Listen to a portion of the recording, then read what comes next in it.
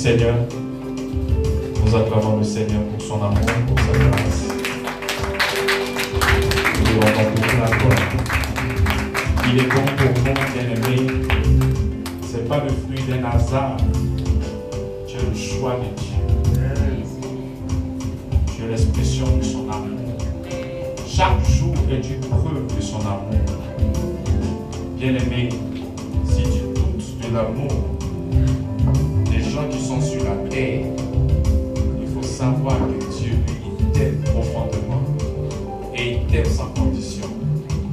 Amen. Amen. Alléluia. Chacun a reçu ça.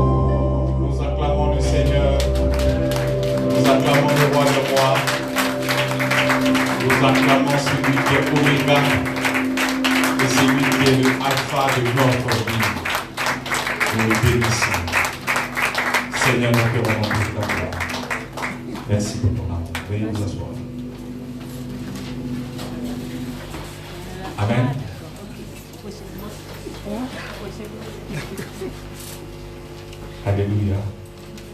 Très content de vous voir. Amen.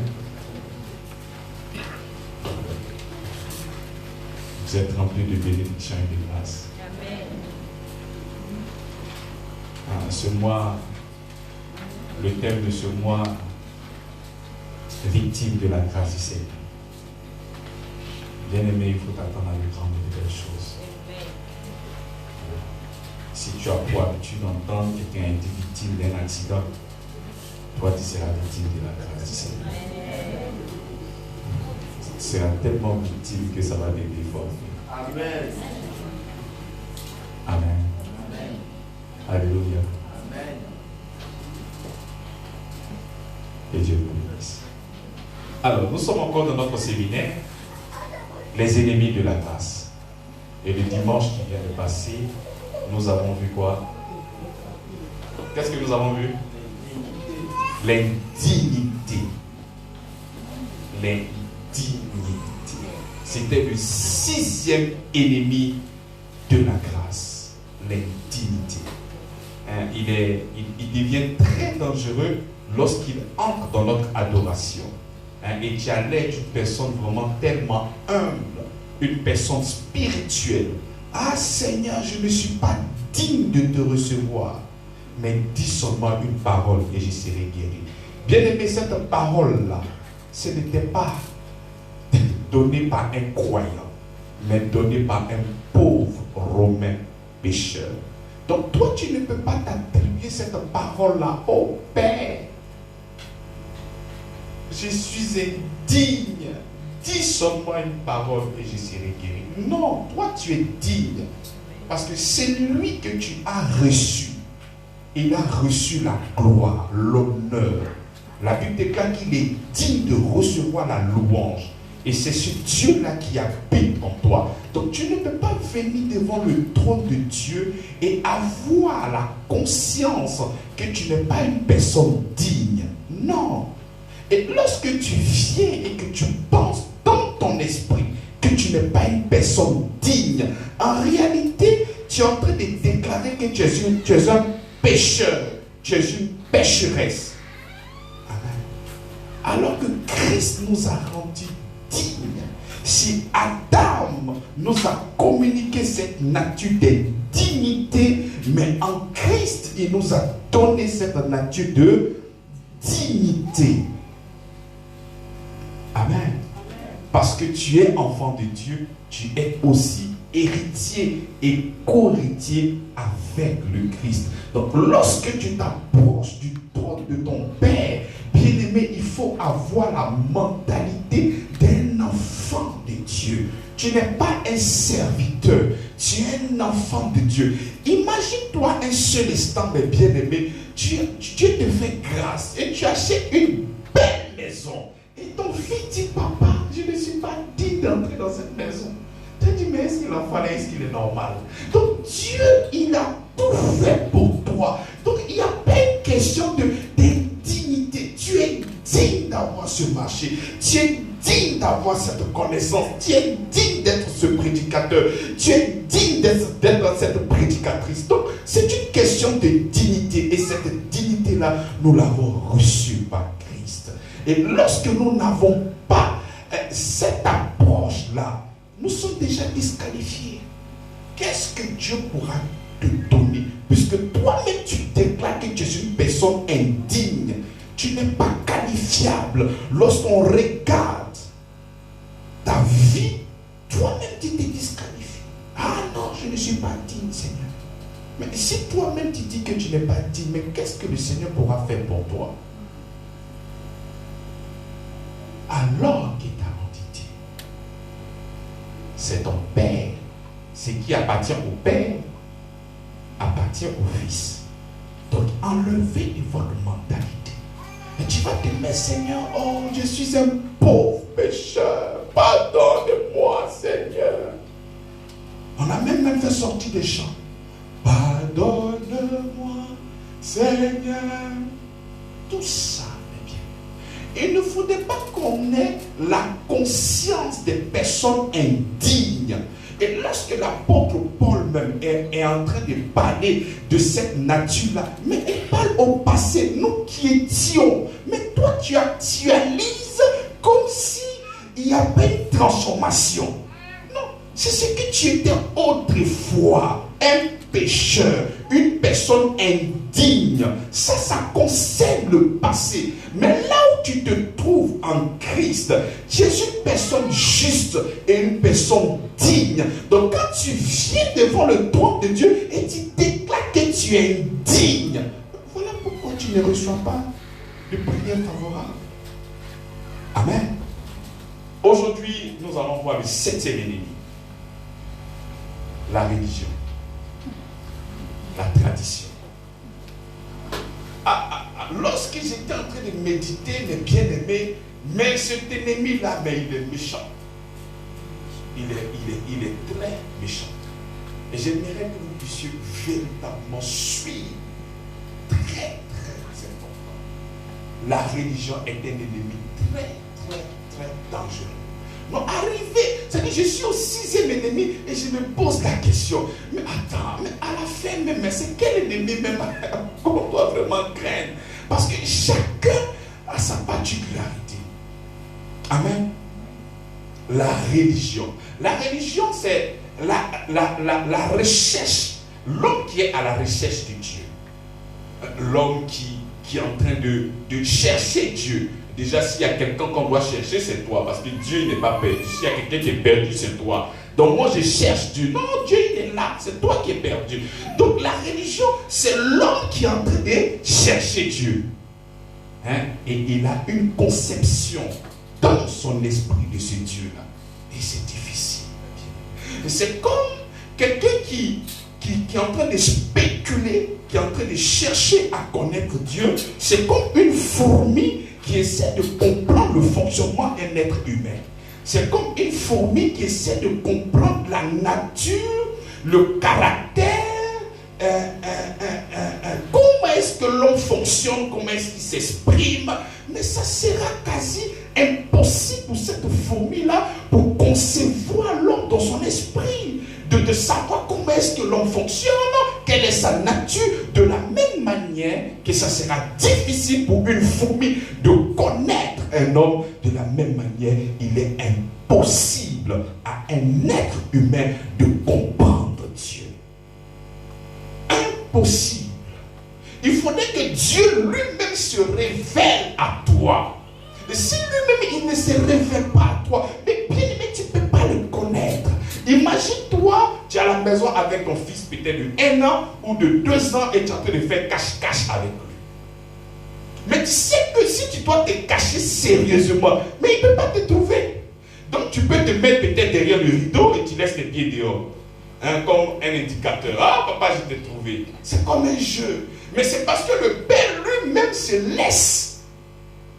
Il faut que Dieu lui-même se révèle à toi. Mais si toi-même tu essaies d'imaginer des choses dans ton esprit, essayer de chercher Dieu avec la conception de l'homme, bien aimé, ça sera très très difficile pour toi. Non, l'homme ne peut pas comprendre Dieu. C'est Dieu lui-même qui se révèle à l'être humain.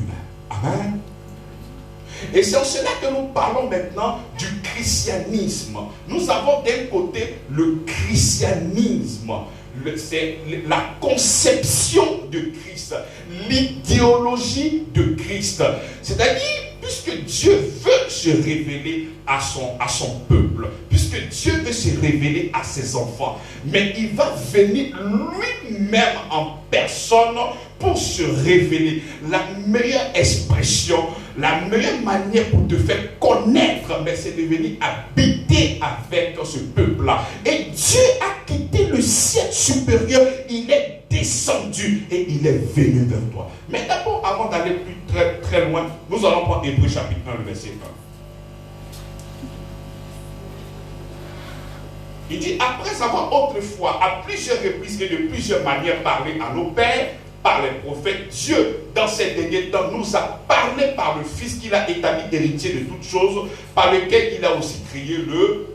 Donc, de plusieurs manières, il a parlé par nos...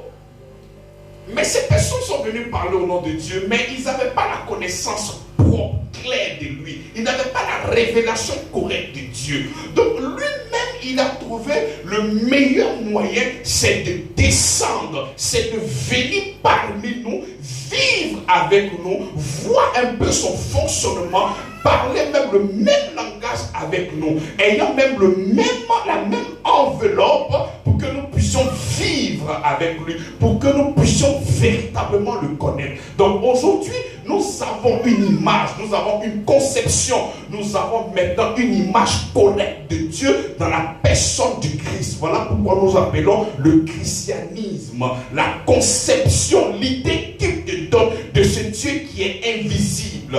Donc Christ vient pour démystifier Dieu. C'est Dieu que tu ne connaissais pas autrefois. C'est Dieu que tu n'arrivais pas à capter dans ton esprit. Mais aujourd'hui, par la personne de Christ, Christ, il vient dans ce monde, il vit avec toi, il parle avec toi. Lorsque tu es malade, c'est lui qui te guérit. Lorsqu'il n'y a pas de paix, c'est lui qui multiplie les paix. Lorsqu'il y a la mort, c'est lui qui apporte la vie. Donc aujourd'hui, tu as une manière de pouvoir comprendre et connaître ce Dieu-là. Et c'est comme ça que par le christianisme, nous voyons un Dieu amour, un Dieu de paix et un Dieu de grâce. Amen. Le christianisme est digne de confiance. Pourquoi? Parce que ce n'est pas l'idéologie d'un homme. Tout ce qui viendra de l'homme, c'est sujet à confusion. Mais puisque c'est lui-même, bien aimé, si tu veux vraiment connaître quelqu'un, mais c'est cette personne-là, tu viens vivre avec cette personne pour véritablement comprendre cette personne et connaître cette personne. La Bible déclare qu'il est invisible, il est immatériel. Mais comment quelqu'un que toi tu n'arrives pas à voir, quelqu'un que tu n'arrives pas à toucher, mais comment est-ce que tu vas connaître sa nature? Mais la Bible déclare que Jésus habite le sein de celui qui est invisible. Donc c'est lui qui est venu pour le faire connaître. Nous prenons Jean chapitre 3, le verset 13.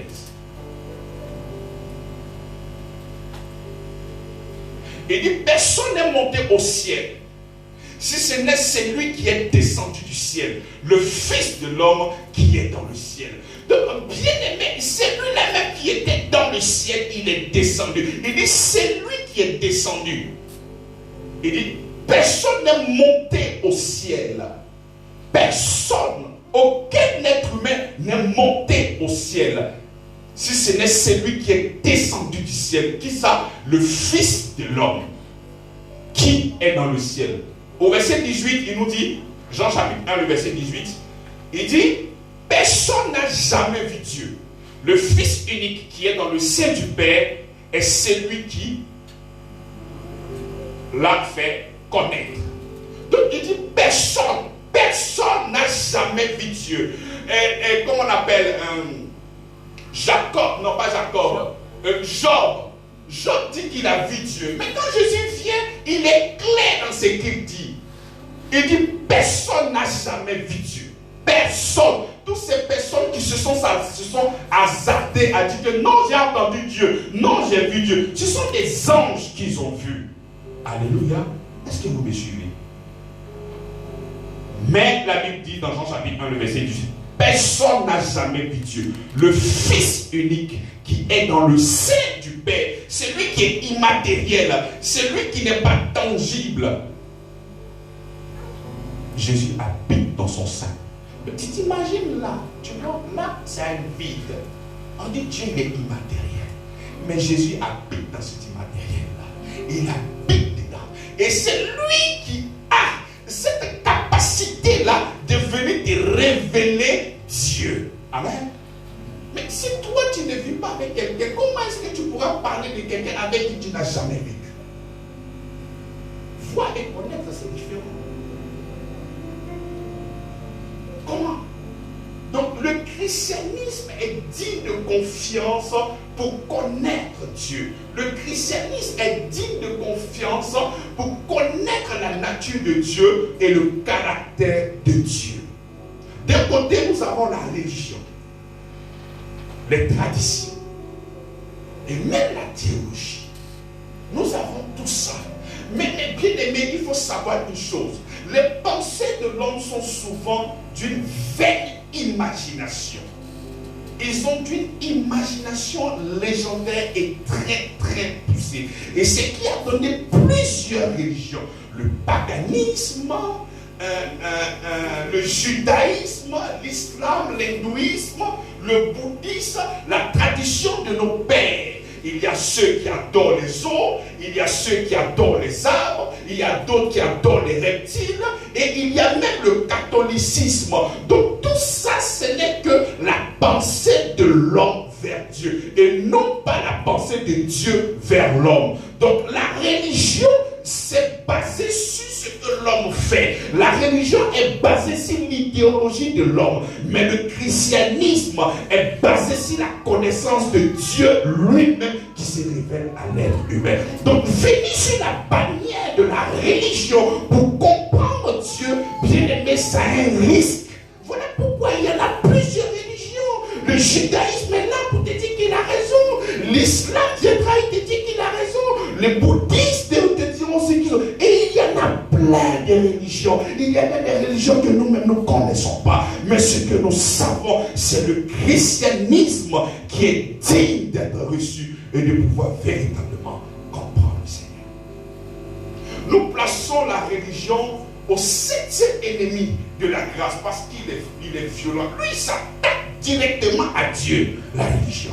C'est un contrefacteur. La religion, c'est un faussaire. C'est ce qu'on appelle faux et usage de faux. La religion a la capacité d'annuler la parole de Dieu. La Bible dit, mais toi, tu ne fais aucun cas de la parole de Dieu. Toi, ce qui est dans ton imagination, ce qui est dans ton esprit, tu es capable de pérenniser ça des siècles et des siècles. Pendant que la parole de Dieu est là, mais toi, tu ne fais aucun cas de cette parole-là. La religion a cette capacité d'enlever la parole de Dieu, le moyen par lequel nous connaissons Dieu. Bien aimé, toi, au soir de ta vie, tu as la capacité d'aller voir un notaire pour faire un testament et faire connaître ta dernière volonté pour le partage peut-être de tes biens à tes enfants. Mais toi, un homme, tu as cette capacité-là, après ta mort, d'assurer que tes biens iront à chaque personne que tu souhaites. Et Dieu, il n'est pas capable de te laisser un testament sûr. Il n'est pas capable. Toi, un homme, tu es capable, mais lui, il n'est pas. Donc, la Bible est digne de confiance pour que nous puissions véritablement comprendre et connaître Dieu. Mais la religion vient te faire mépriser la parole de Dieu. On dit la Bible, la parole de Dieu dit, mais ça, c'est pas ton problème. Toi, ce qui est dans ton cœur là, ce qu'on t'a inculqué depuis des années, toi, c'est ça qui est dans ton esprit. Et même quand tu vois noir-ci blanc, voici ce que les Écritures disent. Toi, tu dis, c'est ce qu'on m'a donné là qui est la vérité. Au point où la Bible n'a plus la première place dans ton cœur. Non, ce sont les traditions. C'est la religion qui brille dans ton cœur. Bien aimé, c'est un ennemi qui est très grave. Prenons Actes chapitre 10. À partir du verset 10, quelqu'un peut me lire. Actes chapitre 10.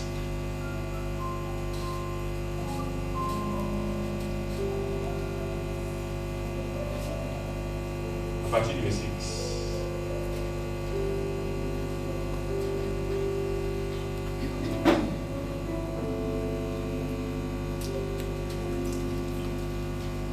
Actes, chapitre 10, à partir du verset 10. Il eut faim et il voulut manger. Pendant qu'on lui préparait à manger, il tomba en extase. Il vit le ciel ouvert et un objet semblable à une grande nappe attachée par les quatre coins qui descendait et s'abaissait vers la terre. Et où se trouvaient tous les quadrupèdes et les réduits de la terre et les oiseaux du ciel.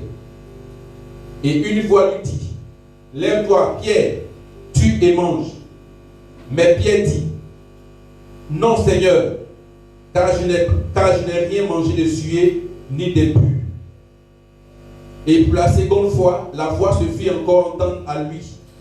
Ce que Dieu a déclaré pur, ne le regarde pas comme souillé. Verset 16. Cela arriva jusqu'à 3 fois. Dis 3 fois. Dis 3 fois. 3 fois. Continue. Et aussitôt après, l'objet fut retiré dans le ciel. Amen. Donc, vous voyez un peu la religion qui était déjà dans la tête de Pierre, le judaïsme. Lui, c'est-à-dire, quand je relis le texte, je suis choqué. C'est-à-dire, ce n'est pas comme s'il doutait de celui qui lui parlait. Il répondit, oui Seigneur. Donc il sait à qui il a affaire. Il sait qui lui parle. Le Dieu créateur du ciel et de la terre. C'est lui qui est mort. Et pendant qu'il est en train de lui parler, il dit non. Il dit non. Pierre lui dit, d'abord Dieu lui dit, Pierre, lève-toi, tue et mange. Pierre lui dit non, Seigneur. C'est pas comme s'il peut douter dans son esprit, peut-être c'est Marie de nuit, d'après vous là. Hein? Mais il dit non Seigneur. Il dit, non Seigneur, car je n'ai jamais rien mangé de souillé ni d'impur. Bon, je peux comprendre, tu n'as pas pour habitude de manger, mais quand le mec te dit mange, bon, après tu abandonnes maintenant et tu commences à suivre, n'est-ce pas? Il continue. Et pour la seconde fois, la voix se fit encore entendre à lui. Ce que Dieu a déclaré pur, ne le regarde pas comme souillé. Cela arriva jusqu'à 3 fois. Pierre dit quoi? Il dit on a affaire à un homme qui croit en Jésus-Christ de Nazareth, qui le confesse qu'il est son Seigneur et son Sauveur. Et il lui dit, Pierre, tue et mange. Il dit, non Seigneur, je ne tue pas ça pour manger. Mais c'est comme ça qu'il y a beaucoup d'entre nous. Quelqu'un t'a fait quelque chose de mal. La parole de Dieu dit laisse. Toi tu dis non, si je laisse là, le gars il va penser que c'est une faiblesse. Et tu veux forcément répliquer. Et lorsque tu es en train de répliquer, mais tu te tiens sur quoi? Sur la parole de Dieu ou sur la tradition qui est dans ton esprit? Parce que pour un temps, pourtant ça existait. Donc c'est toujours dans ton esprit. Et tu veux mettre ça encore en relief en piétinant la parole de Dieu. Mais attends, c'est qui tu célèbres? C'est qui tu pries? Qui est ton Seigneur? C'est toi qui es ton Seigneur ou c'est lui qui est ton Seigneur? Il dit bien, tue et mange. Il dit non, je ne peux pas faire. Et il arrive par moment dans ta vie. Des gens vont se lever pour te faire du mal. Tu as bien envie de reprendre cette personne-là, de cogner cette personne-là durement. Mais la Bible déclare, aime comme moi je t'ai aimé. Tu as la conscience de ce verset, mais tu t'en fous de ça. Et tu mets en évidence quoi? Un pour un, donc pour temps. Et c'est comme ça que la Bible nous dit maintenant dans Matthieu, qu'est-ce qu'il nous dit là? Là-bas dans Matthieu chapitre 15, le verset 6. Il dit, vous annulez ainsi la parole de Dieu au profit de votre tradition. C'est-à-dire la parole de Dieu est là. Le moyen par lequel nous arrivons à connaître Dieu. Ces gens-là sont venus. Ils ont laissé des parchemins. Ils ont laissé des épîtres. L'évangile synoptique est là. Le livre de la révélation est là. Tous ces livres-là, Dieu les a laissés pour que tu puisses le connaître et le comprendre. Mais toi, tu as laissé tous ces livres-là, mais ce qui est dans ton cœur, ce qui est dans ton esprit, c'est ça que tu mets en avant. Et c'est comme ça que Matthieu le dit. Il dit, vous annulez ainsi la parole de Dieu. Au profit de quoi? De la tradition. Au profit de quoi? Ça, c'est ce que la religion crée dans votre cœur. Au bout, la parole de Dieu est là. Mais tu ne fais aucun cas, alors que la Bible déclare que celui qui m'aime garde aussi ma parole. Mais toi, tu ne gardes pas la parole du Seigneur, mais tu prétends que tu l'aimes. Tu l'aimes sur quelle base, mes bien-aimés? Sur quelle base tu l'aimes? Au verset 7, il dit hypocrite. C'est comme ça qu'il appelle ce genre de personnes-là. On vient de te faire du mal. Est-ce que tu es obligé de rétorquer? Non. Pourquoi? Parce que la Bible te dit non, il faut manifester l'amour. Mais toi, tu mets la parole de Dieu à côté. Ça là, si je laisse là, le gars va penser que c'est une faiblesse. Je dois cogner fort. Mais là, c'est qui tu écoutes? C'est toi qui écoutes ou bien c'est Dieu que tu écoutes? Il dit hypocrite. Ésaïe a bien prophétisé sur vous quand il a dit, ce peuple m'honore des lèvres, mais le cœur est éloigné. Nous crions Jésus, Jésus, tu es bon, tu es amour, tu es extraordinaire, la grâce excellente, le don parfait. Tu cries tous les jours, tu es bon, mais ton cœur est éloigné. Lui te connaît seulement avec tes lèvres. Mais lorsque nous allons en profondeur pour voir sur quoi tu te tiens, mais ce n'est pas Christ ta fondation, c'est l'égocentrisme qui est ta fondation. Mais c'est un ennemi qui est violent, un ennemi qui a la capacité de t'enlever la parole de Dieu. Mieux, tu vois la parole de Dieu et tu ne fais aucun cas de cette parole.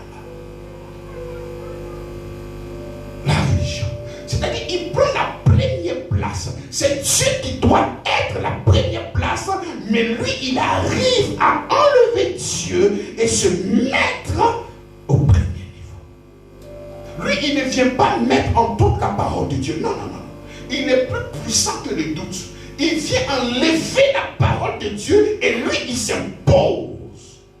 Et c'est comme ça que ton fonctionnement, ta vie, tout ce que tu entreprends est bâti sur toi et tes traditions. Mais pas sur Christ. Il dit, ce peuple mon nom d'élève, mais le cœur est éloigné de moi. C'est envers mon nom, en enseignant des préceptes qui sont des commandements d'homme. La religion, ce sont des préceptes et des commandements d'homme. Mais pas pour lui. Ce qui est pour lui est écrit dans la Bible. Et c'est sur ça que nous devons nous appuyer pour marcher avec le Seigneur. C'est lui qui m'aime. Garde ma parole. Mais toi, tu ne fais aucun cas de la parole du Seigneur. Toi, la Bible pour toi, elle est sélective. Tu prends ce que tu veux et tu laisses ce qui ne t'arrange pas. Non, ça ne se passe pas comme ça. Soit tu prends dans la totalité ou tu abandonnes. Mais ne dis pas que tu es avec le Seigneur et lorsqu'il te donne des recommandations et tu ne fais aucun cas de la parole de Dieu. Bien aimé, c'est un mensonge. C'est un mensonge. Mais je crois que tu peux me dire que mais ce n'est pas de notre faute. La religion entre ici en Côte d'Ivoire par des colons. Ils sont venus pour nous coloniser. Et il faut savoir que la colonisation et l'évangélisation étaient de pair. Avant l'évangélisation et l'État, ils étaient ensemble. C'est après qu'ils se sont dissociés. Donc lorsqu'on parle d'évangélisation et de colonisation, ça va de pair. Ils viennent soit avec les armes, mais aussi avec la parole de Dieu. Ils viennent avec la parole de Dieu pour convaincre, pour toucher votre cœur, afin de pouvoir suivre. Et quand ils sont venus sous la bannière de l'Église catholique romaine. Le catholicisme. Et quand ils sont venus nous annoncer la parole de Dieu. Et ça m'étonne. Nos pères étaient déjà dans leur tradition. Ils étaient déjà dans leur magie. Ils étaient dans beaucoup de choses. Donc, vous voyez, ces colons viennent avec la Bible. Ils viennent avec de beaux discours. Et ces pères-là sont impressionnés. Ça m'étonne que vous venez à l'église et vous êtes impressionné par des petites choses parce qu'on a donné ton numéro de téléphone. Ça là, ça va avec même l'Afrique. Des choses spectaculaires comme ça. Mais ils sont forts là-dedans. Et ça m'étonne que certaines personnes viennent à l'église, ils voient ces genre de choses-là et ils sont impressionnés. Mais nos pères même qui étaient là-dedans, c'est par la parole ils ont été convaincus. Pas par des tours de passe-passe.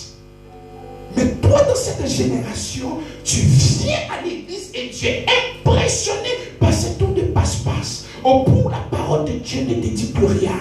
Papa fait quelque chose dans ma vie. Quand tu vois le gars faire tellement de démonstrations, ah, papa fait quelque chose dans ma vie. Ah, Dieu n'est plus pour toi. C'est le gars là maintenant qui va venir travailler dans ta vie. Bien aimé, tout ça, c'est la force de la religion. Donc, quand les colons sont rentrés, ils sont venus pourquoi? Pour nous donner l'évangile. Et l'évangile qu'ils nous ont donné, c'est sur la bannière de l'église catholique romaine. Bien aimé, l'évangile n'est pas occidental, l'évangile est oriental. L'évangile nous vient des juifs. Mais je peux comprendre, c'est ce qu'ils nous ont donné. Et nous avons pérennisé cette connaissance qu'ils ont véhiculée. Parce qu'on ne savait pas lire, parce qu'on ne savait pas écrire, parce qu'on n'avait même pas la Bible. Mais aujourd'hui, il n'y a plus d'excuses. Il y a même la Bible en Toula. Il y a même la Bible en Baoulé. Il y a même la Bible en Bété. Il y a tous les moyens pour que nous puissions connaître la vérité de l'évangile. Si nous voulons véritablement comprendre Dieu, la Bible est là. Le christianisme est là pour que nous puissions véritablement connaître ce Dieu-là. Oui, c'est vrai. On nous a inculqué des choses que nous avons pérennisées. Et c'est en cela que c'est devenu des traditions. Oui, c'est vrai. Nous sommes d'accord avec ça. Mais la parole de Dieu est là. Aujourd'hui, c'est libre. Aujourd'hui, c'est écrit. Donc nous avons la capacité de regarder dans les Écritures pour voir si ce que nous avons entendu hier est conforme aux Écritures. Mais si ce n'est pas conforme, il y a lieu de laisser la parole de Dieu avoir la première place dans ta vie. Mais si nous ne laissons pas la parole de Dieu être la première place dans notre vie et que nous laissons la religion prendre la première place, mais c'est comme ça que nous voyons que nous sommes vécus et cette grâce n'est pas manifeste parce que tu cries Jésus, tu chantes Jésus, tu danses Jésus, mais lorsqu'on regarde dans ta vie, il n'y a point de vie, il n'y a point d'impact, il n'y a rien, c'est seulement que la mort. Pourquoi? Parce que le vrai christianisme n'est pas prêché, parce que le vrai christianisme n'est pas véhiculé. Mais bien aimé, la religion, c'est bien aimé, c'est un contrefacteur. Il est violent. C'est-à-dire, tu vas trouver des chrétiens, ils disent qu'ils sont chrétiens. Des intellectuels qui n'ont jamais lu la Bible. Mais tu es chrétien comment? C'est ça le poids de la religion. Tu n'as pas besoin de lire. Moi je vais lire pour toi. Toi réponds Amen, Alléluia. Et c'est comme ça. Vous venez Alléluia, Amen. Mais attends, mais tu dis que tu aimes ton père. On dit qu'il a laissé un testament et le testament ne t'intéresse pas. Ton père a plein d'immeubles. Ton père a plusieurs stations. Ton père a plusieurs terrains. Mais toi tu dis que tu aimes ton père. Et ce qu'il a laissé comme héritage, ça ne t'intéresse pas. Mais si tu prétends aimer véritablement Dieu, nous les chrétiens aussi, nous avons aussi un testament. Tu prends le testament et tu connais les bénédictions qui sont à toi. Et tu les réclames au nom de Jésus. Et tu vas voir cette bénédiction-là active dans ta vie. Mais tu ne fais rien avec la parole de Dieu. Vous êtes chrétien 30 ans, 15 ans, 60 ans. Mais tu demandes à quelqu'un où est Genèse. Il demande Genèse c'est quoi? Est-ce que tu connais les épîtres? Il dit c'est en quelle ethnie? Il ne connaît pas. Et ce n'est pas qu'il fait exprès, il n'a jamais lu la Bible. Mais si tu ne lis pas la Bible, mais c'est normal qu'on vienne te manipuler. La dernière fois, le doyen était notre papa à moi, notre ancien m'a donné un témoignage. Quand il était au Ghana, il y a un prophète qui est venu le voir. Il a commencé, papa, voilà, il dit toi arrête, ma peur. Parce que la Bible dit quoi ça. Et puis le gars lui dit quoi? Ah non, toi tu lis la Bible, hein? Il dit, ah, tu penses que moi je ne lis pas la Bible. Lorsque tu ne lis pas la Bible, bien aimé, tu deviens une proie pour la tradition. Tu deviens une proie pour la religion. Parce que c'est là qu'ils vont commencer à t'imposer certaines choses. Mais puisque tu n'as pas la vérité, puisque tu n'as pas la connaissance, mais tu vas accepter tout ce qu'on te dit. Et derrière ça, on te dit que c'est Dieu qui parle. Bien aimé, si aujourd'hui tu as envie d'entendre la voix de Dieu, la Bible est là. Arrêtez de chercher à voir des imaginations. Arrêtez de chercher à voir des prodiges. Ah, voici ce mur-là, il y a de l'eau qui sort. Voici ce table-là, il y a de l'eau qui sort. Donc ça veut dire que Dieu est dedans. Non, si tu veux écouter la parole de Dieu, la Bible est là. Pour comprendre. Nous avons reçu des biens. Si nous avons un père qui est riche, les héritiers ont un héritage. Mais si Dieu il est riche, c'est que nous sommes des héritiers. Donc nous prenons le testament pour comprendre et connaître quels sont les héritages qui sont à nous. Mais nous sommes chrétiens. On dit que nous sommes chrétiens. Et on ne fait rien avec la parole de Dieu pour comprendre notre bénédiction. Mais ça sera difficile pour toi. Et c'est comme ça que nous laissons la place maintenant à qui? À l'ennemi, à la religion, de pouvoir maintenant prendre la première place dans notre cœur.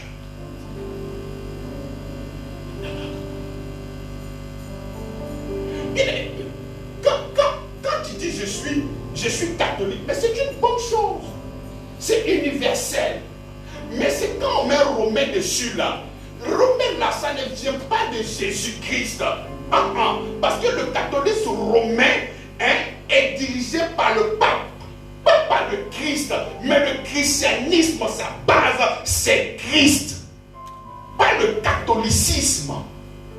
mais le christianisme. Mais qu'est-ce que la Bible nous dit? Lors de la réforme, c'est-à-dire lorsque les colons sont rentrés, ça commençait déjà par l'église catholique romaine, et après l'orthodoxe, et puis le protestantisme. Mais lors de la révolte, Martin Luther, ils avaient un slogan. Et ce slogan, c'était la sola scriptura. Seul le critique qui compte. Tu vas pas parler, tu vas venir me donner des grands discours. Sola scriptura. Si tu ne donnes pas les écritures, c'est pas la peine. Et c'était ça qui était le slogan. Sola scriptura. Seul l'écriture. Tu me dis quelque chose, il faut me montrer dans la Bible que cette chose-là vient du Seigneur. Mais aujourd'hui, nous laissons n'importe qui nous parler. La Bible déclare que ce que tu entends, c'est ce qui te bâtit. Mais tu laisses n'importe qui, tu laisses des religieux venir te parler. Et aujourd'hui, maintenant, ta vie n'est pas conforme aux Écritures et tu te plains de ce Dieu-là. Maintenant, il faut te plaindre à celui qui t'a enseigné, parce que le message que tu as reçu ne venait pas de moi.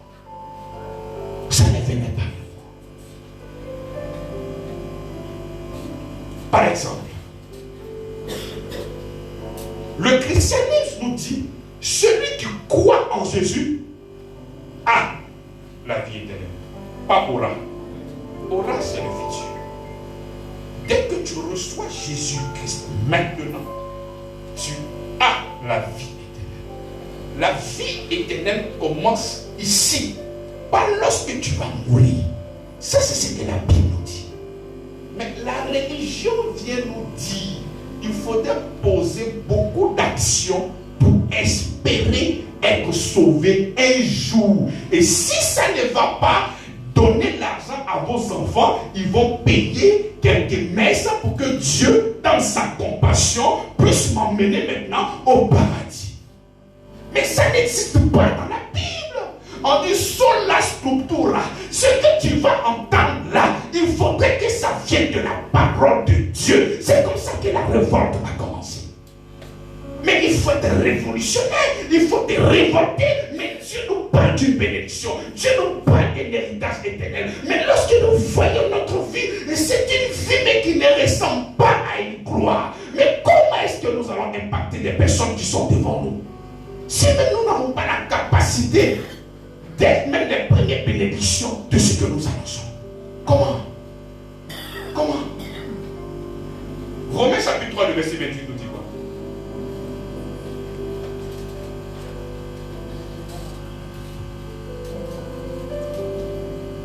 Romains chapitre 3, le verset 28 nous dit quoi?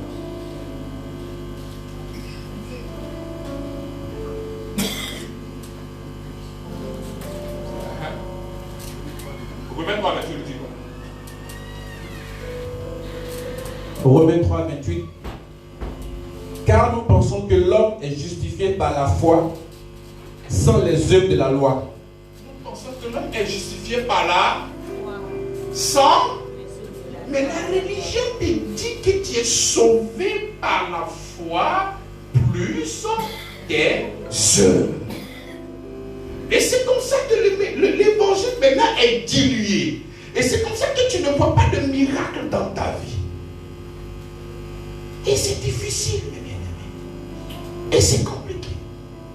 La religion vient te dire, mon frère, tu es un pécheur.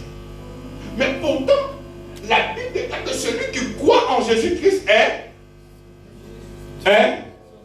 il est juste, il est saint et il est parfait. En d'autres termes, pour faire plus court, lorsque tu acceptes Jésus-Christ, tu deviens enfant de partageant la même nature avec ton qui est juste saint et parfait. Mais la religion rappelle chaque jour dans ton esprit que tu es un pécheur. Mais Dieu n'est pas le Dieu des morts. Il est le Dieu des vivants. Mais si tu es un pécheur, c'est que tu es mort. Mais tu ne peux pas être pécheur et parler de vie. Quand tu es péché, tu es mort. La Bible déclare dans Jean chapitre 1, le verset 3. 1 Jean 3, 8. Qu'est-ce qu'il nous dit d'abord? 1 Jean 3, 8. Qu'est-ce qu'il nous dit? 1 Jean 3, 8. Qu'est-ce qu'il nous dit?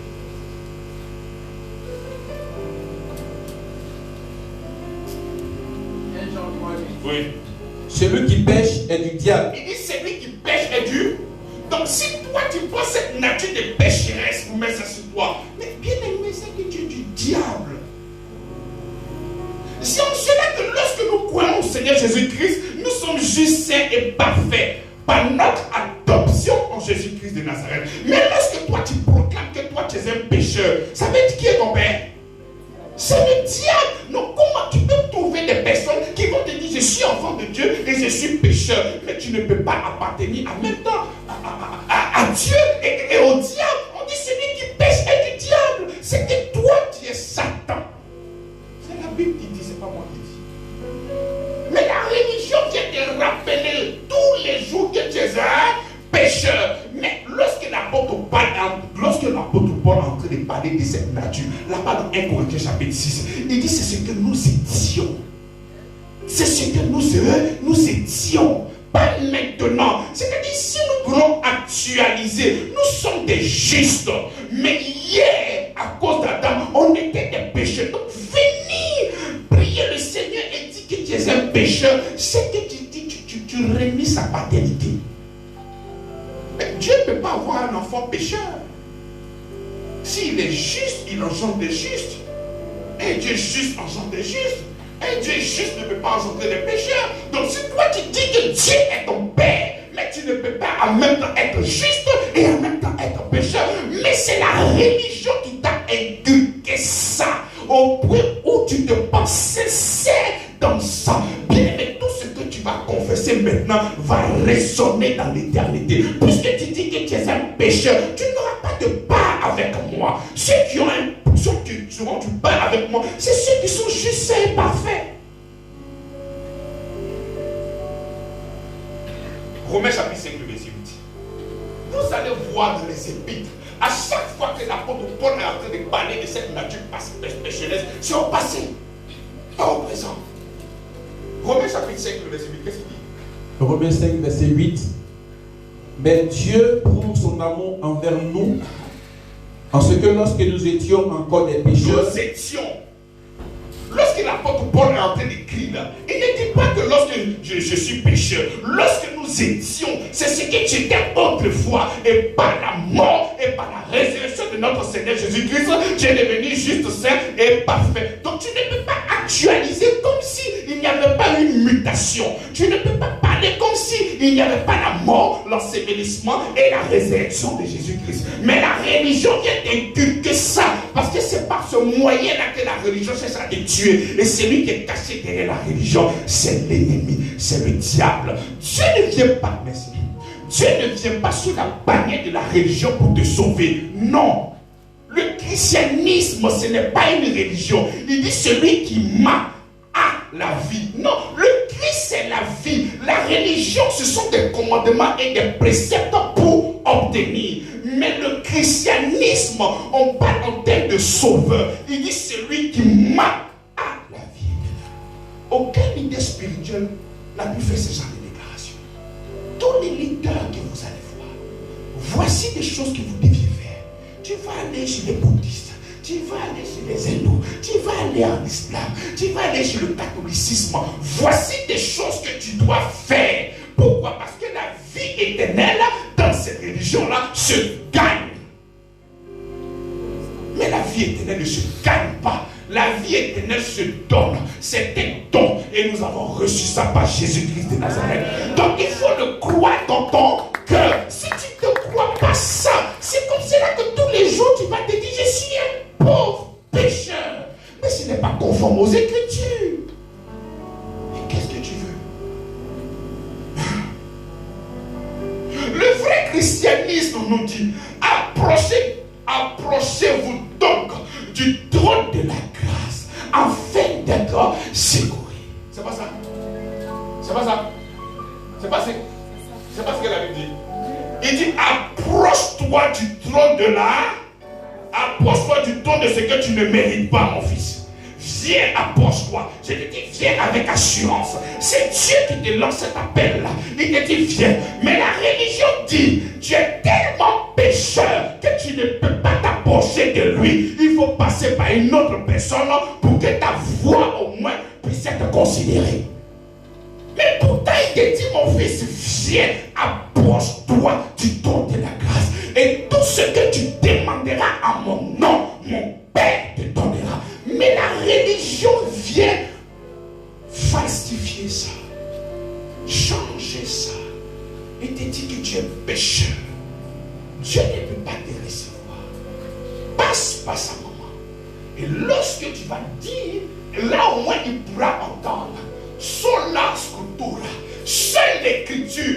Veuillez me montrer qu'est-ce qui prouve ça dans les écritures. Et c'est ça, nous devons être des personnes révolutionnaires. On ne doit pas baigner dans les sentiments et dans les émotions. Non, bien aimé, l'unanimité n'est pas la vérité. Le Christ, c'est l'unité, pas l'unanimité. C'est l'unité, le corps du Christ. Et c'est le Jésus-Christ. Amen. Aujourd'hui même, nous avons le repas du Seigneur. N'est-ce pas? La Bible déclare que faites ceci en souvenir de moi, en mémoire de moi. C'est ce que le Seigneur dit. Faites ça en mémoire. La religion te dit, parce que tu as péché, il ne faut pas venir communier. Il faut d'abord chercher à aller te faire pardonner et après tu vas venir communier. Mais vous voyez comment est-ce que la religion est un poids et tu mets ta foi et ta croyance là-dedans. Mais pourtant le Seigneur dit, faites ceci en souvenir de moi, car ce sang est pour la rémission de tes péchés. Remettre le compte à rebours à zéro. Mais toi, lorsque tu te sens impur, c'est là que toi tu fuis. Ça, c'est le travail de la religion. Et c'est comme ça qu'il y a plein de choses. Plein de choses qui existent. Plein de choses. Même aujourd'hui, même parmi nous, il y a beaucoup de mouvements qui ont été créés. Le mouvement de la foi. La puissance de la pensée positive. À force de dire ça, les choses vont arriver. Mais ça encore, c'est un mensonge qui vient tout droit de l'enfer. Bien aimé, c'est par la grâce que tu es sauvé. Tu es sauvé par ce que Jésus-Christ a fait. Et non pas en venant seulement que confesser, sans arrière-plan de la grâce de notre Seigneur. Ça encore, c'est un mouvement qui ne vient pas du Seigneur. Le mouvement de la prospérité. Ah, il faut donner l'argent, Dieu va te bénir. Ah, il faut faire ci, Dieu. Ça, c'est encore un mouvement qui ne vient pas encore du Seigneur. Tout ça, ce n'est que le diable qui est caché derrière tout ça pour pervertir l'évangile que nous avons reçu du Seigneur. Bien aimé, là où Jésus-Christ est prêché, si tu as besoin de la délivrance, tu reçois la délivrance. Là où Jésus-Christ est prêché, si tu as besoin de financement, tu reçois le financement. Là où Jésus-Christ est prêché, si tu as besoin de la guérison, tu reçois la guérison. Il n'y a pas de message de la prospérité, il n'y a pas de message de la guérison, il n'y a pas de message de... Non! Il n'y a même pas le message de la foi. Non, ça c'est un mensonge. C'est lorsque nous sommes en train de prêcher Christ que la foi naît. Donc venir faire un séminaire de la foi, c'est encore un mouvement. C'est le Christ seulement que nous devons prêcher. Pas autre chose. Rien que Christ. Lui, quand il est prêché, tout ce dont tu as besoin se manifeste maintenant. Si c'est la foi, quand nous prêchons Christ, la foi naît. Et les gens de l'Ancien Testament, est-ce qu'il y a des gens qui sont venus faire séminaire sur la foi?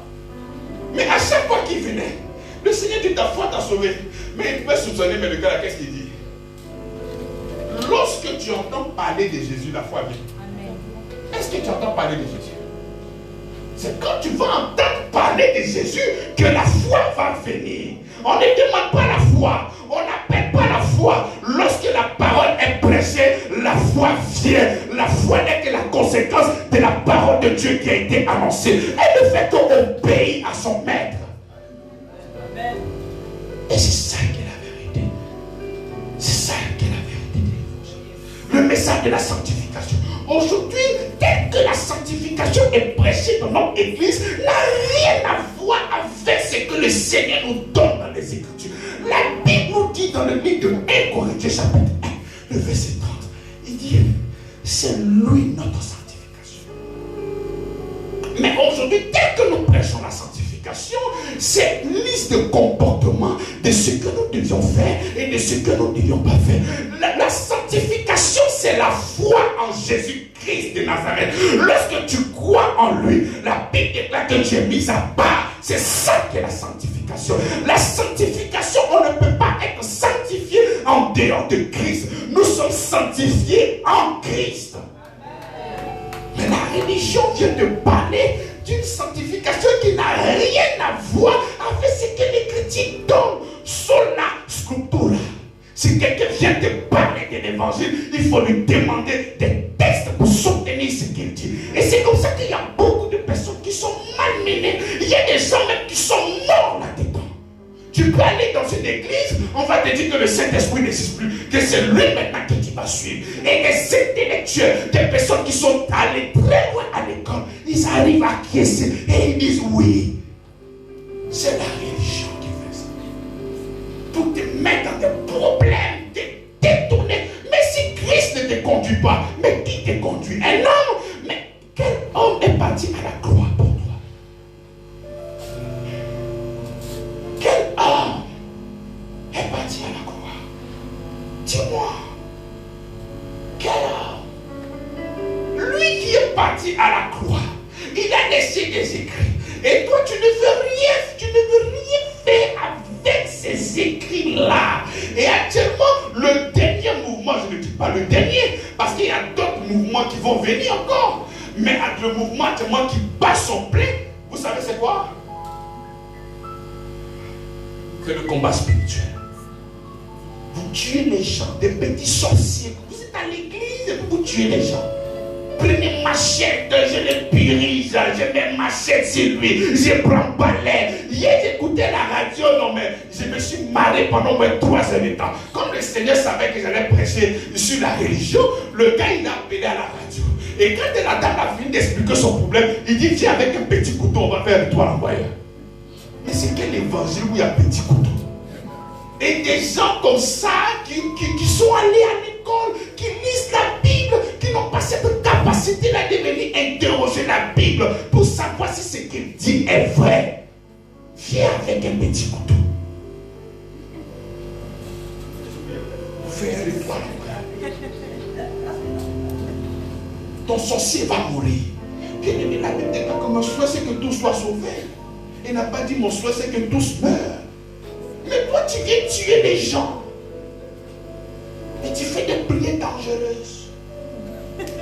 Et tu tues les gens. Et c'est comme ça qu'il y a beaucoup de meurtriers parmi vous. Parce que ne croyez pas prier là. Mais vous êtes des meurtriers. C'est-à-dire qu'on va vous enfermer. Vous tuez les gens dans vos prières. Mais c'est mauvais. Seigneur, je le paralyse. Retour à l'envoyeur. Il avait lancé une maladie. Non, j'envoie la mort sur lui. Il y a des gens, même des prédicateurs qui arrivent dans ces villages. Si vous n'êtes pas mort, c'est que je ne suis pas enfant de Dieu. Et ils disent en tapant la poitrine, parce qu'ils commandent la mort. Mais bien aimé, nous savons que l'esprit ne meurt pas. Donc l'esprit de la sorcellerie qui habite dans cette personne-là, mais quand ça va quitter, ça va aller là-bas. Donc tu vas décimer tout ton village en train de tuer tout le monde. Et quand les gens maintenant vont mourir autour de toi, mais ça qui tu vas annoncer l'évangile? Et ça, il y a même des ministères qui sont bâtis dessus, tempête de feu. Papa, là-bas, il ne faut pas jouer. Même climatiseur, quand il rentre là, au dé des bouches, parce qu'il crie, aïe, aïe, aïe, aïe, aïe, aïe, il tue les gens du matin jusqu'au soir. Il ne passe le temps qu'à tuer les gens. Mais bien aimé, l'évangile ce n'est pas la mort. L'évangile c'est l'amour de Dieu. L'amour manifesté dans une personne qu'on appelle Jésus. Mais toi tu dis que tu as reçu cet amour-là et tu as la chasse maintenant pour aller tuer des gens. Mais toi, quand tu étais ennemi là, est-ce qu'on t'a tué? Quand tu n'étais pas chrétien et que tu étais ennemi de Dieu, est-ce qu'on t'a tué? Non. Hein? Non. Est-ce qu'on t'a tué? Non. Mais pourquoi ne pas aussi avoir de la compassion pour ces personnes qui sont autour de toi? Pourquoi? Parce que tu as dans ton esprit, tu te dis, au jeu d'échecs, pour pouvoir gagner, il faut tuer. Parce que si tu ne tues pas, la personne va venir dehors. Et c'est comme ça que tu te mets à tuer tout le monde. Bien-aimé, ta protection n'émane pas de la mort de tes ennemis.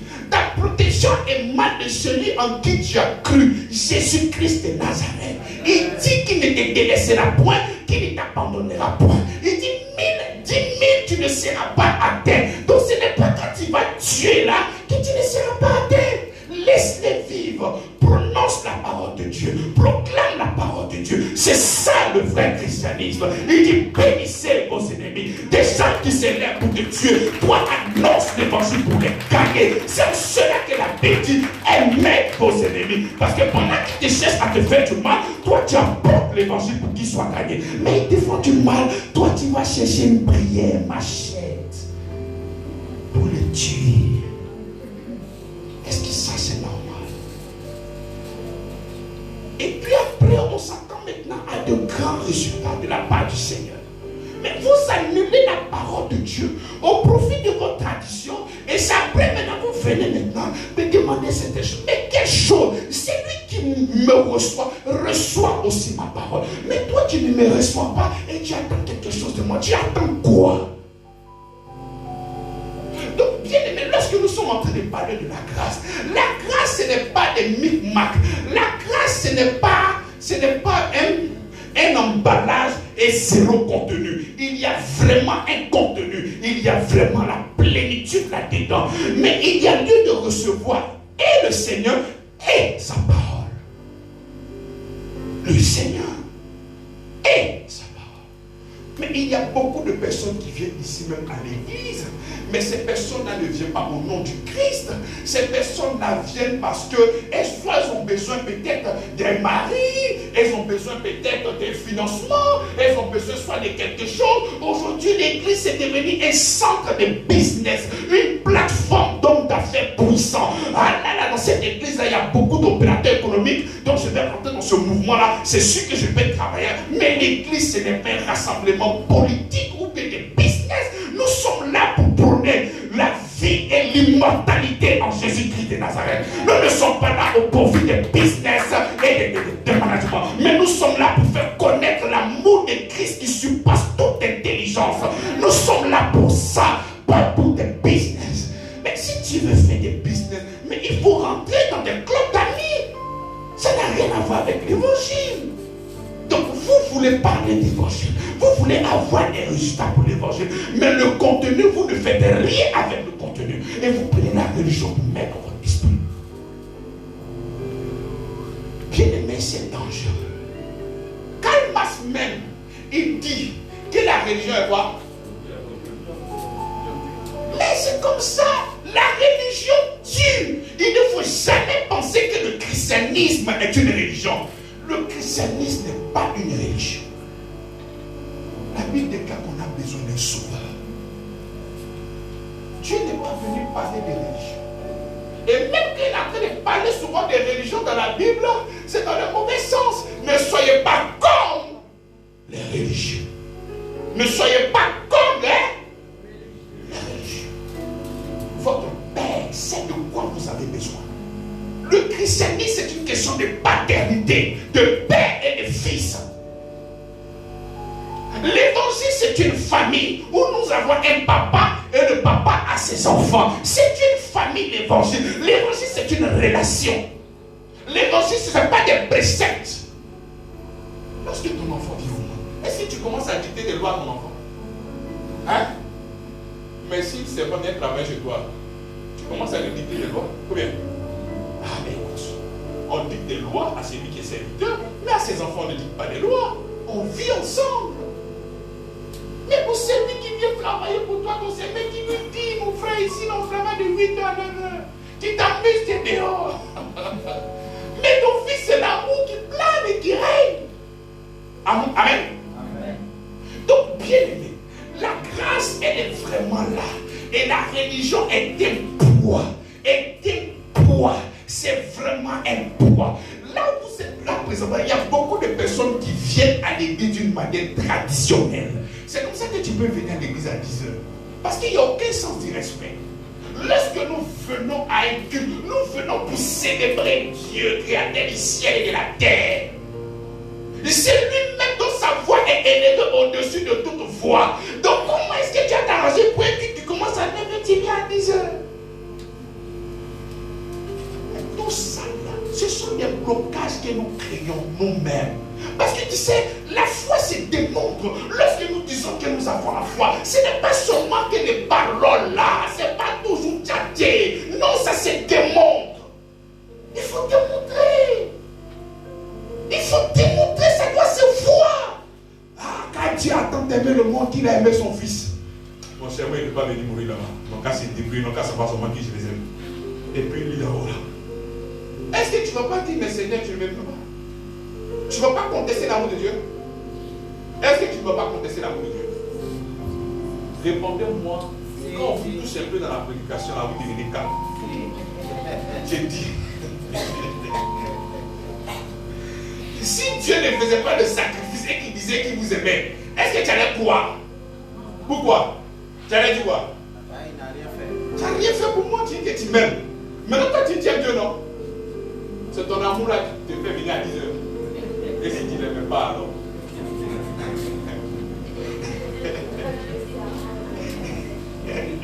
Et si tu ne l'aimes pas? Amen. Bien aimé, cet évangile que nous sommes en train d'annoncer, on doit le répandre à gauche et à droite. On doit vraiment impacter cette Côte d'Ivoire et même d'autres pays voisins. Mais c'est ensemble, c'est à l'unisson. Comme je disais que le christianisme, ce n'est pas l'unanimité, c'est l'unité. C'est ensemble que nous allons aller, main dans la main, pour vaincre tous ces gens des religions qui vont s'élever contre nous. Dieu n'est pas là au nom d'une religion. J'aimerais que ça reste dans ta tête. Et il n'est pas là au nom des traditions. C'est comme ça qu'il y a des gens chez nous comme ça, c'est Canoë, on adorait l'eau. Chez toi peut-être c'est des masques. Chez toi peut-être c'est des forêts. Hein?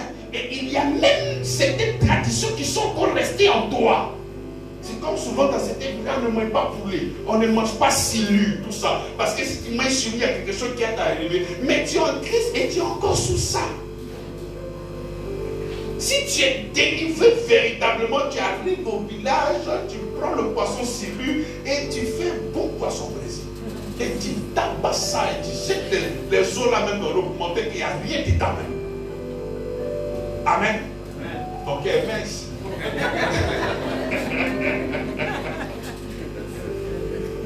On t'a laissé un peu, Dieu veut te défier. Ça va le problème. Un peu comme ça. Mais avec ça, tu parles de la liberté en Christ. Mais c'est que tu n'es pas libre. La Bible déclare que si le Fils de l'homme vous affranchit, vous serez réellement. Mais on parle de réellement là, mais c'est tout ça.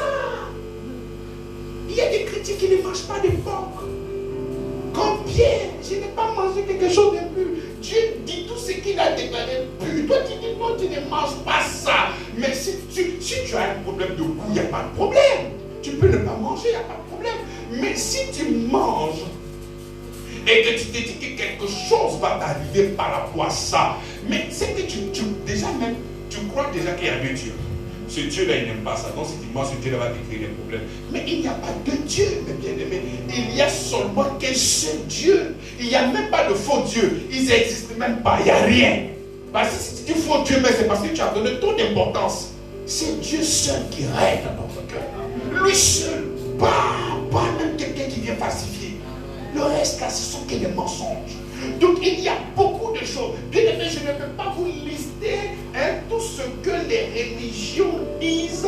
Sinon on ne pourra pas finir. Je voulais seulement que vous donniez l'essence. Donc ce que nous devions garder, mes bien-aimés, pour l'église, pour la réforme, c'est sola scriptura. C'est un mot là. Scriptura.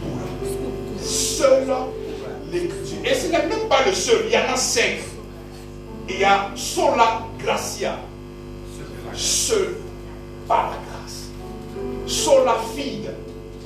Seul par la foi. Et puis solus Christos. Seul Christ. Et le dernier maintenant, soli Deo Gloria. Dieu seul que nous devons glorifier. Mais la chose la plus importante, parmi ces 5 solas, c'est de savoir que c'est l'écriture. Parce que quand tu vas prendre l'écriture, tu vas savoir que c'est Dieu seul qu'on doit glorifier. Quand tu vas prendre l'écriture, tu vas savoir que c'est par la grâce que tu es sauvé. Quand tu vas prendre l'écriture, tu vas savoir que c'est par la foi que tu es sauvé. Donc, bien aimé, toutes ces personnes qui viendront annoncer l'évangile, prenez les textes, lisez la parole de Dieu. Il y a un peuple qu'on appelle les Béréens. Il dit, Paul, quand il venait, il était consulté pour savoir ce qui. Est-ce que ce que tu dis là, attends, hein, pas bouger. Ouais, tu disais quoi? Non, c'est pas une comment? C'est ce que tu dois faire. Non, tu dis, et puis tu avances. Et tu vois que ta vie n'évolue pas. C'est toujours les mêmes choses, c'est toujours les mêmes problèmes. Et toi-même, tes problèmes ne dépassent tous les pains. Le gars même te demande, mon Dieu, toi, ton Dieu là, c'est comment même? Parce que moi, il ne plus pas, mais il est ici d'abord. Hein. Donc il faut laisser, il faut me suivre. Mais c'est comme ça qu'on a vu beaucoup de personnes après qui ont laissé la main de Dieu. Pourquoi? Parce que lorsque tu n'as pas la vraie connaissance, bien-aimé, tu es manipulable. Et le 7e ennemi qui est l'ennemi de la grâce, la religion, il est violent. Tout ce que vous avez comme information au niveau de votre esprit, prenez ça et puis éprouvez ça avec la parole de Dieu. Je vous demande pardon. Même si aujourd'hui, moi, votre pasteur, que vous aimez tant, je viens vous dire, à partir d'aujourd'hui, là, hein, on doit prier avec le sable. À ça. Sola Scura.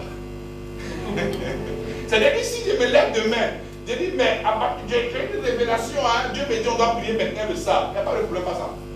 Il faut monter le verset. Pas ça. Monter le verset. C'est ce que toi, tu nous as appris. Si je n'ai pas montré le verset là, ne me recevez pas. Parce que j'ai lu un texte un jour dans un Jean et ça m'a fait vraiment beaucoup de peur. Un livre qui est tant d'amour, quand j'ai lu ça, ça m'a fait mal. La Bible dit ne recevez même pas une personne qui ne vient pas annoncer Christ. Il dit quand tu reçois cette personne-là, tu participes à ce qu'il fait. Lorsqu'une personne ne vient pas annoncer la doctrine de Christ, qui ne vient pas annoncer la vérité de l'évangile, et tu t'assois, tu croises tes pieds, et tu écoutes, et tu dis Amen. La Bible dit que tu participes à ce qu'il a fait faire.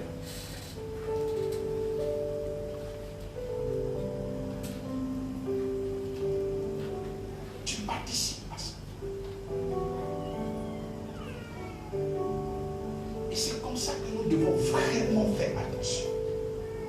On doit avoir l'oreille vraiment calibrée, millimétrée. C'est-à-dire ton oreille là, ça doit sortir Jésus.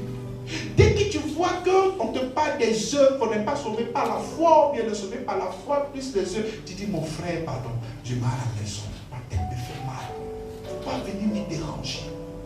Mais la meilleure manière même de faire, c'est de beaucoup lire la Bible. Parce que si tu n'as pas aussi la connexion en toi, si tu n'as pas la parole de Dieu en toi, mais n'importe quoi va entrer dans ton oreille. Et c'est comme ça qu'il y a beaucoup de choses qui ont entendu. Toi, tu penses que c'est la vérité. C'est-à-dire, à force d'entendre ça, pour toi, c'est devenu une vérité, alors que c'est un mensonge. On t'a menti depuis que tu es petit jusqu'à tes filles. Mais c'est le même mensonge là. Mais toi, pour toi, c'est une. C'est une quoi? Et tu es prêt à te battre même avec quelqu'un. Toi, tu dis quoi même? J'ai vécu dedans, j'ai 60 ans aujourd'hui, j'ai fait ça, ça a toujours marché. Toi, tu as bien dit que ce n'est pas vrai. Sur quoi non, allons dans les écritures, il faut les appeler l'écriture. Tu es né quand?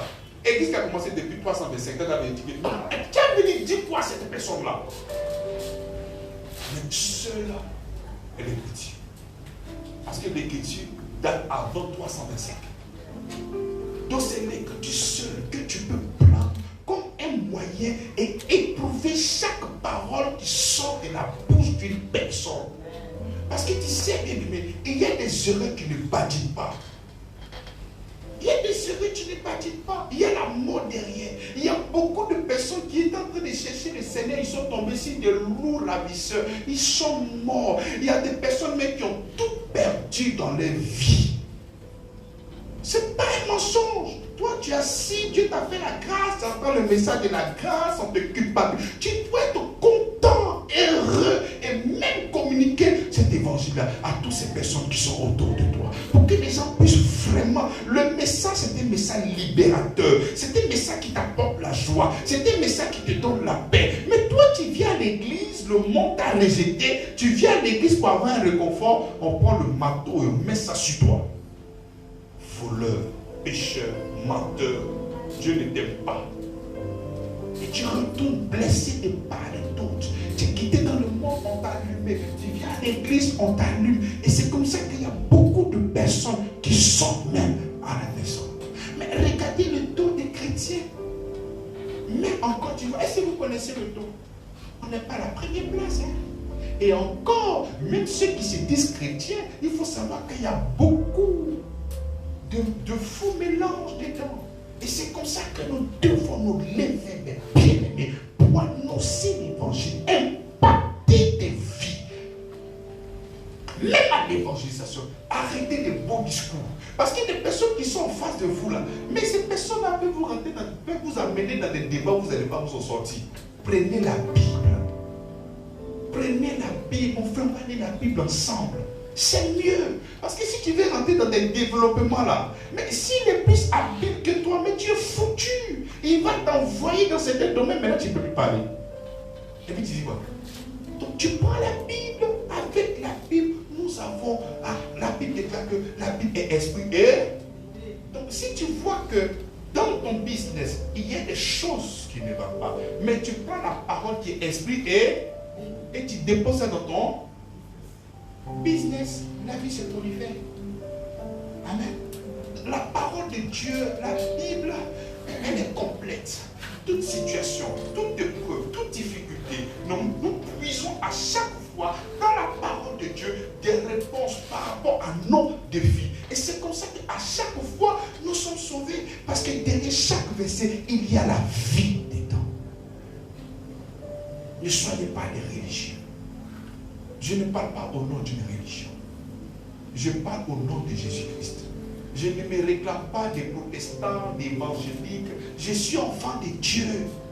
Je suis enfant de Dieu. Je suis enfant de Dieu. Christ est venu mourir pour moi. C'est ça qui est c'est la chose la plus importante, mes bien-aimés. C'est de véhiculer ce message-là et de pérenniser ça de génération en génération pour que ces personnes-là puissent vraiment comprendre que le salut, ce n'est pas la grâce au moyen de la foi. C'est le Christ. C'est la foi, c'est la grâce, seul Dieu qui reçoit la gloire, pas autre chose, pas un homme, pas une personne, rien, seulement que Jésus-Christ dans votre vie. Bien aimé, lorsque vous avez donné la première place à ce Dieu et non à la religion, vous allez voir cette vie. La Bible parle d'une grâce abondante. Mais regardez comment est-ce que c'est difficile. Est-ce que ça ressemble à une grâce abondante? Est-ce que ça ressemble? Même à l'église, aujourd'hui, le message de la grâce fait tellement de bien. Ah, le pasteur, même là, lui, il ne parle pas de dîmes, tout ça. Donc, je peux vivre comme je veux. C'est-à-dire, c'est ton esprit égocentrique là, que tu prends pour mettre ça en avant. Mais pourtant, tu peux même venir donner à l'église, pas dans le but de recevoir, mais dans le but de glorifier Dieu. Parce que l'adoration, ça ne se fait pas seulement qu'en parole, ça se fait aussi en acte, dans même les présents. Mais comme on dit que là, maintenant, la dîme, si tu ne payes pas, tu n'es pas maudit, tu dis, ah bon, ok, il n'y a pas de problème. Et puis là, il n'y a même pas d'enveloppe pour dire que j'ai mis l'argent à part pour le Seigneur. Non, ça ne te concerne pas. Mais est-ce que tu laisses la parole de Dieu véritablement dans ton cœur? Est-ce que tu le mets? Quand tu prends acte, là-bas on dit que les gens vendaient les portions de terre et ils envoyaient tout à l'église. Ça, si tu dis ça, tu as pu venir à l'église. Pasteur, là, c'est pas le coup qu'il a fait dire ça dans ce bon à partir. Mais toi-même, prenez l'engagement. Parce que la promotion de l'évangile, ça ne se fait pas seulement en acclamant les mains. On doit donner. Là même, on est déjà rempli. On doit prendre une salle de 300 ou 400 personnes. Parce que l'évangile doit se répandre à gauche et à droite. Et nous sommes au centre-ville. Là où nous sommes, ça coûte cher. Et c'est comme ça que lorsque nous venons donner, on ne vient pas donner dans le but de recevoir, mais parce que nous témoignons par ce don, parce que nous sommes des personnes bénies. Amen. Nous témoignons que Dieu, parce que mais c'est celui qui est riche qui donne. Celui qui est pauvre ne donnes pas. C'est comme ça que tu fais beaucoup de la rétention. En réalité, tu es en train de témoigner que tu es une personne pauvre. Débarrasse-toi de cet esprit religieux. Mais mets seulement que l'amour de Christ en avant. L'amour que Christ a pour toi. Pas l'amour que tu as pour Christ, mais l'amour que Christ a pour toi. Lorsque tu vas avoir la connaissance que Dieu t'aime tellement, tu vas savoir que Dieu ne peut jamais te laisser dans un manque. Même si ton dernier billet, tu as donné ça à une personne pour l'aider, Dieu ne peut jamais t'abandonner. Jamais t'abandonner. Mais il y a même un autre réveil. C'est-à-dire, tu es à la maison avec ton père et ta mère et tu reçois un peu d'argent. Tu as envie même de partir donner l'argent à l'église et tu laisses ton papa qui est en train de mourir à la maison et tu viens donner l'argent à l'église. Mais tu te penses spirituel. Mais c'est la même parole de Dieu qui dit honore ton père et ta. Donc si ton père est malade, que tu as pris, tu devais prendre l'argent qu'on va à l'église, mais commence à soigner ton père d'abord. Commence à soigner ton père d'abord. Parce qu'il ne faudrait pas que les traditions de notre esprit changent, nous donnent soit peut-être un blocage. Amen. On ne peut pas avoir de blocage. Nous sommes vraiment libres. Libres. Libre. Libre. Bien-aimé, tu es libre. Tu es libre de manifester ton amour sans crainte de jugement ou de condamnation. Pourquoi? Parce que Christ est mort pour toi à la croix. Et aucune chose ne pourra te condamner. Alléluia. Alléluia. Sola scriptura. Sola scriptura. Seule l'écriture. Seule l'écriture. Amen. Que Dieu bénisse sa femme.